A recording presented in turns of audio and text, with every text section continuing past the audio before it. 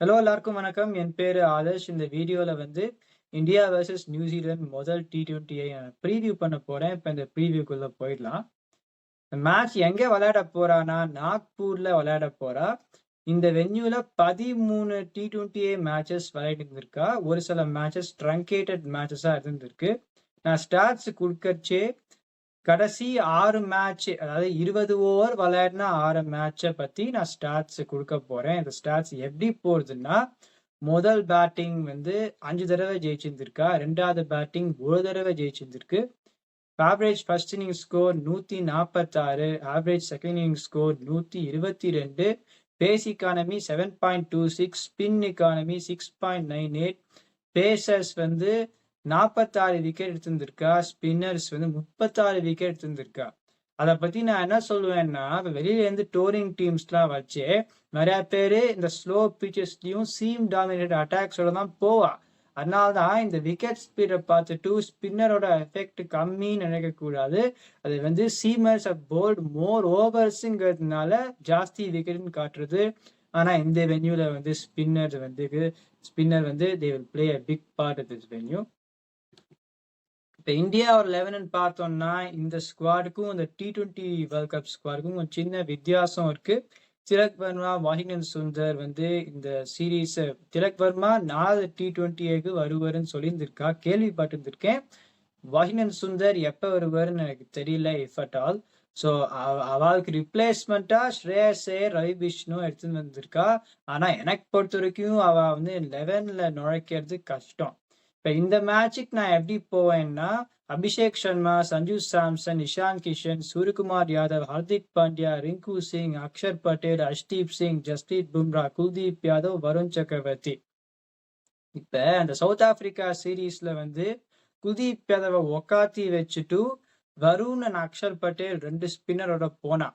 Okay, இந்த New Zealand ODI சீரீஸ்ல வந்து அது என்ன சொல்றது, குல்தீப் யாதவுக்கு அவ்வளோ சரியா அமையல. ஆனா எனக்கு பொறுத்த வரைக்கும் நான் திருப்பியும் சொல்றேன், குல்தீப் யாதவ் வந்து if he performs at his best, it will outweigh the supposed benefit of playing a number 8 batsman. அவ நம்பர் 8 தான் யோசிக்கிறா. நான் குல்தீப் யாதவ் தான் விளையாடுவேன். அது எனக்கு பொறுத்த வரைக்கும் ஹர்தீப் சிங், பும்ரா, குல்தீப் யாதவ், வருண் சக்கரவர்த்தி 4 பேர் லாக்கினா இருக்கணும். இப்ப இந்த பிட்ச்ல அவ வந்து ஒருவேளை என்ன யோசிக்கலாம்னா, நான் என்ன சொன்னாலுமே அவ பேட்டிங் தான் யோசிப்பா.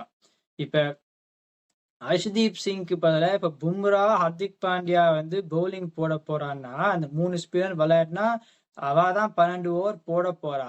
ஸோ அந்த கேஸ்ல பேட்டிங் யோசிச்சுட்டு அர்ஷ்தீப் சிங்கை உக்காத்தி வச்சுட்டு சிவம் தூபேன்னு கொண்டு வர யோசிக்கலாம். அவ நான் பண்ண மாட்டேன், அவ பண்ணலாம். அஷித் ராணா இதனால I think be surprise they bring him இன்னா. இப்ப அவரும் இப்ப ஹர்தீப் சிங்கோட ரோல in terms of the seamer playing a role in this மேட்சிங்கிறது வந்து he may not bowl as many overs when you got the 3 spinners, Bumrah and Hardik Pandya, if at all that he'd be filling in. அதனால்தான் ஹர்ஷித் ராணாவோட பேட்டிங்கை கண்டிக்கிறதுக்கு பதிலாக அவர் வந்து போன match ஓடியில் 52 அடிச்சார். ஆனாலுமே bowling is is main ப்ராப்போசிஷனுங்கிறதுனால I think ஏதாவது ஒரு மாற்றம் இருந்ததுன்னா சிவம் தூபே தான் ஹர்தீப் சிங்க்கு பதிலாக கொண்டு வருவா. ஹர்ஷித் ராணா கொண்டு வருது நான் ஆச்சரியம் படுவேன். நான் சொன்ன 11க்கு தான் போவேன்.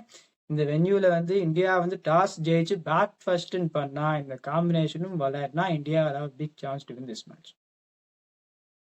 இப்போ நியூசிலாண்டோட 11ன்னு பார்த்தோம்னா, நான் அப்படி போயிருந்திருக்கேன். Tim Robinson, Devon Conway, Rachin Ravindra, Daryl Mitchell, Mark Chapman, Glenn Phillips, Michael Bracewell ஃபிட்டா இருந்தா விளையாடலாம்.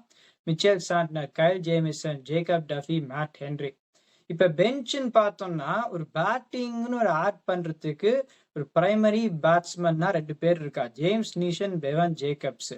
இப்ப இந்த 11 பார்த்தா ரச்சின் ரவீந்திரா அது ஐடியல் கேஸ்ல ஓப்பனிங் விளையாடணும். டேரல் மிச்சல் ஐடியல் கேஸ்ல நம்பர் 3 விளையாடணும்.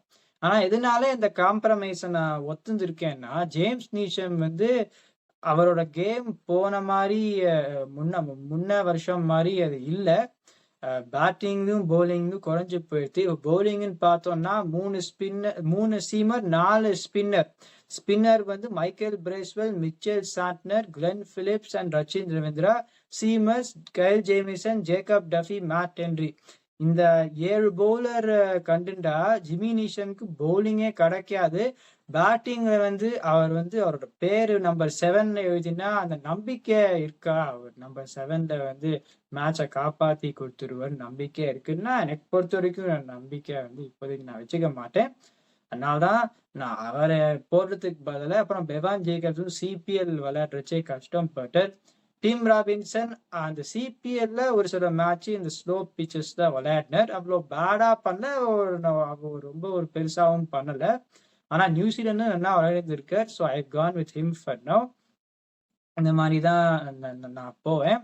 ஜாக்காரி ஃபூக்ஸ் வந்து ஐ டோன்ட் திங்க் அந்த 3 பேருக்கு முன்னாடி அவர் வரப்போறது கிடையாது எனக்கு பொறுத்த வரைக்கும்.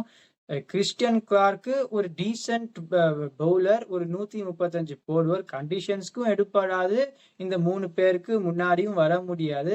இஸ்ஸோதி வந்து ஒரு டிஃபென்சிவ் பவுலர், ஆனா இருக்கிற 4 ஸ்பின்னரும் டிஃபென்சிவ் பவுலர், பேட்டிங்கும் விளையாடுவா. அதனாலதான் இஸ்ஸோதியும் வர முடியாது. ஸோ இந்த மாதிரி ஒரு காம்பினேஷன் தான் போகணும். இப்ப 11 கம்பேரிசன் பண்ணோம்னா டாப் 4 இப்ப இந்தியாவுக்கு அபிஷேக் சர்மா, சஞ்சு சாம்சன், இஷான் கிஷன், சூரியகுமார் யாதவ். இப்ப Abhishek Sharma very good form, Sanju Samson கரெக்டா கொண்டு வந்திருக்கு, Ishan Kishan very good form in domestic. இப்ப சூரியகுமார் யாதவ் வந்து எனக்கு பொறுத்த வரைக்கும் அவர் T20 வேர்ல்ட் கப்ல நன்னா பண்ணுவார். ஆனா இந்த பிச்சுன்னு பார்த்தோம்னா நிறைய தடவை இப்படி சொல்லியிருந்திருக்கேன். அவர் வந்து இந்த ட்ரூ பவுன்ஸ் இல்லாத பீச்சர்ஸ் கொஞ்சம் ஸ்லோவா அவர் பீச்சர்ஸ்ல கஷ்டம் பெறுவேன்னா அவர் வந்து அந்த ஷார்ட் செலெக்ஷனை வந்து மாத்துறது கிடையாது. That's the reason why I think இந்த மாதிரி பிச்சர்ஸ் தான் கேன் ஸ்ட்ரகிள்.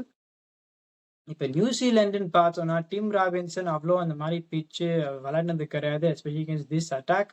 தேவன் கான்வே SA20ல ஓகேயா விளையாடினார். அதுவும் இந்த ஸ்லோ பிச்சஸ்ல தள்ளி விளையாடலாம். ரச்சின் ரவீந்திரா நன்னா பண்ணுவார்னு தோன்றது. டாரெல் மிச்சல் நம்பர் 3ல தான் I think it will be is ideal position. But still I think with the form he is in also he can do well and this is a good player of spin. Mark Chapman a good player of spin. Glenn Phillips வந்து இந்த attack எதிராக இந்த pitch தான் கொஞ்சம் கஷ்டம் படலாம். So இப்போ top 4ன்னு பார்த்தா because players R batting in position and destructive against spin also நான் வந்து இந்தியான்னு கொடுத்துருக்கேன்.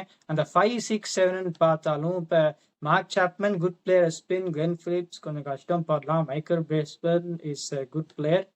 இப்போ ஹர்திக் பாண்டியா வந்து பேட்டிங்ல அவ்வளோ இந்த மாதிரி பிச்ல பண்ணுவாரான்னா அங்கே நான் சந்தேகப்படுவேன். ஆனால் பவுலிங்ல ஃபில் இன் பண்ணும். Rinku Singh very good, Akshar Patel very good. அந்த அஷூரன்ஸ்ன்னு பார்த்தா India batting takes the edge. ஸ்பின்னர்ஸ்னா அந்த India spinner wicket taking spinners, India spinners take the edge. Fast பவுலர்ஸ்ன்னு பார்த்தா இந்தியாவோட பவுலிங் அட்டாக் வந்து ஒரு ஃபாஸ்ட் பவுலர் டாமினேட்டர் அட்டாக் இல்லை. ஹர்ஷ்தீப் சிங், பும்ரா, அப்புறம் ஹர்திக் பாண்டியா ஃபில் இன் பண்றதுக்கு நியூசிலாந்துக்கு 3 ஃப்ரண்ட் லைன் ஃபாஸ்ட் பவுலர். ஆனாலுமே பும்ரா, மேட் ஹென்ரினா பும்ரா டேக்ஸ் த எட்ஜ். அப்புறம் கைல் ஜேமிசனும் ஜேக்கப் டஃபியும் சேர்த்து போட்டாலே Harshdeep Singh the assurance is greater. So எனக்கு பொறுத்த வரைக்கும் பவுலிங்லையும் சரி பேட்டிங்லையும் சரி இந்தியா வந்து எட்ஜ் இருக்கு இந்த மேட்ச்ல. I think they got a great chance to win this match. பார்க்கலாம். இந்த வீடியோ என்ஜாய் பண்ணீங்கன்னா லைக் பண்ணுங்க, சப்ஸ்கிரைப் பண்ணுங்க. My opinion watches.